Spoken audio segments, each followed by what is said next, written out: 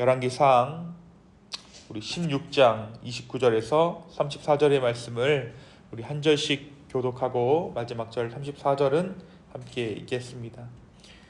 유다의 아사왕 제38년에 오므리의 아들 아합이 이스라엘의 왕이 되니라. 오므리의 아들 아합이 사마리아에서 20년 동안 이스라엘을 다스리니라.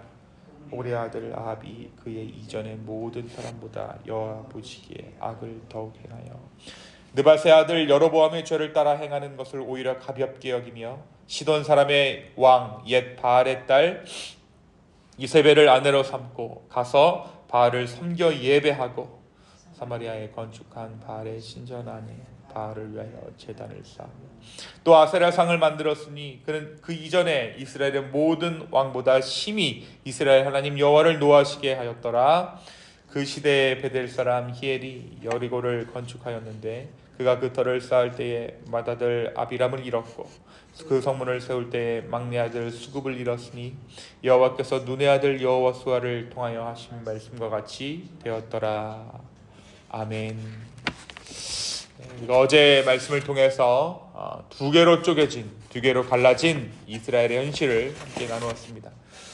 그중 어제의 말씀 열왕기상 15장은 이 두 나라가 갈라지고 나서 어떻게 나라가 다스려졌는지, 그리고 이 모든 것이 이스라엘의 죄악의 결과임을 15장의 말씀이 기록하고 있었죠. 또한 계속해서 나라가 악해졌다라는 것을 우리가 함께 나누었습니다. 그 중에서도 선한 왕 중에 하나였던 우리가 아사왕을, 남유다의 왕을 어제 말씀 가운데 나누었는데요. 그럼에도 불구하고 그에게 선한 면이 있음에도 불구하고 그가 산당은 헐지 아니하고 여전히 죄의 씨앗을 남겨놓았다. 벤하닷에게 왕궁의 기물들을 바치고 정말 그 나라의 운명을 오히려 아람 왕에게 맡기는 그런 오점을 남겼던 왕이 이 아사 왕이었다라는 사실을 우리가 어제 말씀 가운데 함께 나누었습니다. 오늘 우리가 나누는 열왕기상 15장의 말씀은 북이스라엘의 7대 왕이었던 아합에 대해서 기록하고 있습니다. 그의 통치 기간은 22년간이었습니다. 많은 북이스라엘의 왕들이 그 통치 기간이 짧았던 것을 기준으로 봤을 때 아합은 이스라엘에서는 상당히 긴 통치 기간을 가지고 이스라엘의 왕이었던 그러한 자였습니다. 그런데 이 긴 통치 기간 동안 북이스라엘은 오히려 암흑기로 접어들게 됩니다. 성경이 말하는 대표적인 악한 왕 중 하나가 바로 이 아합이기 때문입니다. 말씀은 아합에 대해서 어떻게 평가하고 있습니까? 아합에 대해서 오므리의 아들 아합이 그의 이전 모든 사람보다 여호와 보시기에 악을 더욱 행하여 느밧의 아들 여로보암의 죄를 따라 행하는 것을 오히려 가볍게 여겼다라고 말씀은 기록하고 있어요. 그의 아버지 오므리보다 더 악을 행했고 가장 악한 왕이라는 북이스라엘의 초대왕 여로보암의 죄는 오히려 가볍게 여길 정도로 아합의 죄가 컸다라고 말씀이 평가하고 있죠. 사실 이 아합이 악한 왕이 된 데에는 두 사람의 영향이 있었습니다. 첫 번째는 아버지 오므리에게 나쁜 영향을 받았어요. 그리고 그 뒤로는 부인 이세벨에게서 그 악한 영향을 받았다라고 할 수 있습니다. 이세벨은 오늘 말씀에 보니까 시돈 왕의 딸로서 정략적인 결혼을 통해 이스라엘의 왕비가 되었습니다. 그런데 이 이세벨이라는 여자가 타의 추종을 불허할 만큼 음행과 술수가 뛰어났던 왕비였죠. 거기다가 열혈 바알 숭배자였습니다. 그렇다 보니까 어떻겠습니까? 아합에게 영향이 갈 수밖에 없겠죠. 아합 또한 바알 숭배자가 되게 만든 바로 1등 공신이 이 이세벨이라는 여인이었습니다. 이렇게 아합은 아버지 오므리 왕과 또 왕비 이세벨을 통해서 이스라엘에서 가장 악한 왕으로 소명을 남기게 되었던 것입니다. 그는 단지 우상을 섬겼을 뿐만 아니라 이스라엘 땅에서 하나님을 향한 신앙을 끊어내기 위해서 백성들로 하여금 바알을 섬기도록 권장하는 극악한 종교 정책을 펼쳤던 것이 바로 이 아합 왕이었습니다. 아합이 또 하나 했던 것이 있습니다. 아합이 건축에도 힘을 썼는데 수도 사마리아에 바알 신전을 건축하였고 여리고를 건축하게 만든 것이 바로 이 아합 왕이었어요. 무너져버린 그 여리고를 재건축하게 만들었던 것이 이 아합 왕입니다. 그런데 이 34절에 보니까 여리고를 재건하다가 인명사고가 발생했음을 기록하고 있어요.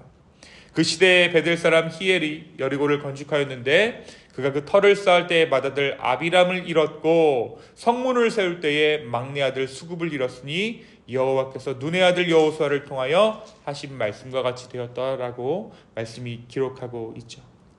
여리고는 유다의 접경 지역이었으니까, 그러니까 북이스라엘과 남유다의 접경 지역에 이 여리고가 있었습니다. 요단강을 건너는 통로가 여리고였던 거예요. 그러니까 이 전쟁에 이용하기 위해서 요단강을 건널 통로를 확보하고자 아합이 히엘을 시켜서 여리고를 재건하려고 했던 것이죠. 하지만 이때에 이 여리고를 재건할 때에 일찍이 하나님께서 여호수아를 통해 하신 말씀이 그대로 성취됩니다. 그 예언이 무려 500년 지난 뒤의 일이었지만 하나님의 말씀은 반드시 성취되는 것을 오늘 말씀 가운데 확인시켜주고 있는 것이죠. 누가 여전히 이스라엘의 왕이 된다라는 말씀입니까? 바로 하나님께서 여전히 이스라엘의 왕이 되시고 하나님께서 여전히 이스라엘 가운데 통치하고 계신다. 하나님이 이스라엘을 포기하시지 않으셨다라는 사실을 오늘 말씀 열왕기상 16장 34절의 말씀이 전하고 있는 것입니다. 사랑하는 성도 여러분, 오늘 말씀 우리에게 무엇을 말해주고 있습니까? 오늘 말씀은 열심히 살되 악하게 사는 사람들의 모습을 보여주고 있습니다. 이 열왕기상 16장에 보면 이스라엘의 악한 왕들 열전이 기록되어져 있어요. 그런데 보면 계속해서 반복되는 것은 그들이 하나님 앞에 죄를 행하고 있다는 것이죠. 그러니까 모반과 복수에 의해서 사람만 바뀌는 것이고 그들이 행했던 것은 여전히 하나님 앞에서 악을 행했다는 것입니다. 왕위를 얻게 하신 하나님의 뜻은 전해지지 않고 상황의 변화와 힘의 이동에 의해서 바뀌어가는 왕위는 점점 그 명분을 잃어갔습니다. 하나님께서는 왜 이러한 북이스라엘의 모습을 기록하게 하셨고 열왕기상에서만 잠깐 등장하고 사라지는 왕들의 모습을 왜 기록하게 하셨는지 우리가 조금 생각해 봐야 합니다. 악한 사람들의 모습을 통해서 드러난 것은 그들도 열심히 사는 사람들이라는 거예요.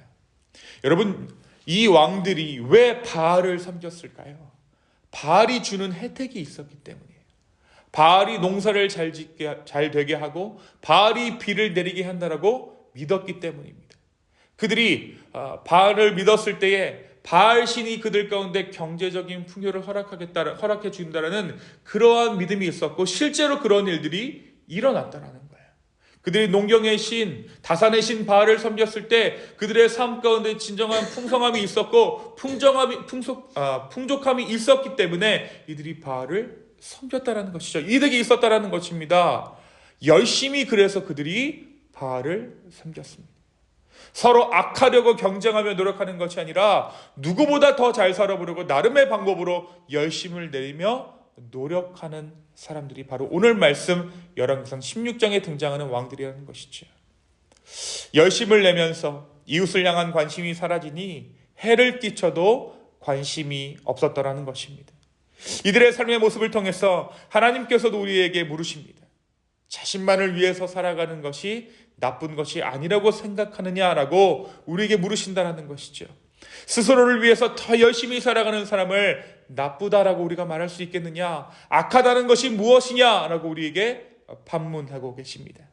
사랑하는 성도 여러분, 하나님이 아닌 사람에게 집중할 때, 이웃이 아닌 자신만의 삶에 집중할 때 우리는 악함의 유혹에서 벗어날 수 없습니다. 우리는 우리의 자신을 온전히 부정할 때에만 하나님을 의지하며 하나님께 나아갈 수 있는 것이죠. 사랑하는 성도 여러분, 오늘 하루 나 스스로가 아닌 하나님께 의지함으로 열심의 온전한 열매를 맺을 수 있는 저와 여러분 되었으면 좋겠습니다. 나의 열심이 아니라 하나님의 열심으로 말미암아 주 예수 그리스도의 열매를 얻는 저와 여러분의 복된 하루 되기를 예수님의 이름으로 축원합니다. 또한 오늘 말씀은 반드시 말씀을 이루시는 하나님을 통해서 하나님의 다스리심, 하나님의 통치하심을 말하고 있습니다. 오늘 말씀에 기록된 여리고성의 인명사고는 수백 년 전에 여호수아에 의해서 예언되었던 것이고 마침내 아합의 때에 그 말씀이 이루어집니다. 공교롭게도 가장 악한 왕이었던 아합의 때에 하나님의 말씀이 성취되었다는 거예요. 그렇다면 이 마지막 때, 어떻게 보면 가장 악하다라고 할 수 있는 지금 이때에 우리가 붙잡아야 할 것도 하나님의 약속이겠죠. 하나님의 예언의 말씀일 것입니다. 그렇다면 우리에게 주어진 최종적인 예언은 무엇입니까? 맨 마지막 하나님께서 우리에게 하신 말씀, 그것은 바로 예수님께서 말씀하신 거예요. 예수님께서 내가 다시 오겠다라고 말씀하신 그 예언이 우리에게 주어진, 교회 가운데 주어진 최종적인 예언입니다. 내가 속히 오겠다. 내가 다시 오겠다. 예수님께서 다시 오시겠다고 약속하신 것은 무려 2000년 전의 약속입니다. 그러나 여전히 그 약속은 우리 가운데 진행되어지고 있는 것이죠. 여전히 이 땅은 하나님께서 통치하고 계신다라는 것입니다. 사랑하는 성도 여러분, 주님이 속히 오실 것입니다. 이 말씀을 기억하고 이 말씀을, 이 약속을 마음 가운데 품으며 살아가는 것이야말로 믿음의 삶인 줄로 믿습니다. 주님 가운데 주님께서 우리에게 주신 마지막 그 약속, 예언의 말씀, 내가 속히 오리라 라는 그 말씀을 우리의 마음 가운데 품고 사는 오늘 이 아침 되길, 이 하루 되기를 예수님의 이름으로 축원합니다. 이 시간 함께 기도하겠습니다. 주님, 우리가 열심히 살되 하나님의 말씀을 따라 사는 것에 열심을 낼 수 있도록 우리의 삶을 붙잡아 주시옵소서. 그리하여서 예수님께서 우리에게 명령하셨던 하나님을 사랑하고 이웃을 사랑하는 그러한 삶 살아갈 수 있도록 인도하여 주시고, 십자가 앞에서 온전히 우리의 삶을 부정하며 온전히 주님께 영광되는 인생 살아갈 수 있도록 우리의 삶을 주님께서 붙잡아 주시옵소서. 주님 또한 기도하옵기는 우리의 삶 가운데 주님께서 주신 그 마지막 약속의 말씀을 우리가 오늘 이 하루 붙잡기를 소망합니다. 내가 속히 오리라 하신 그 말씀 우리가 붙잡아 나아갈 수 있도록 주 우리의 삶 가운데 함께하여 주시옵소서. 그 말씀 우리에게 위로가 되어지고 우리가 정말 죄를 지을 때 그 말씀 생각날 수 있도록 주 우리의 마음을 주장하여 주시옵소서. 감사합니다. 이 모든 말씀 살아계셔서 역사하시는 예수님의 이름으로 기도하였습니다. 아멘.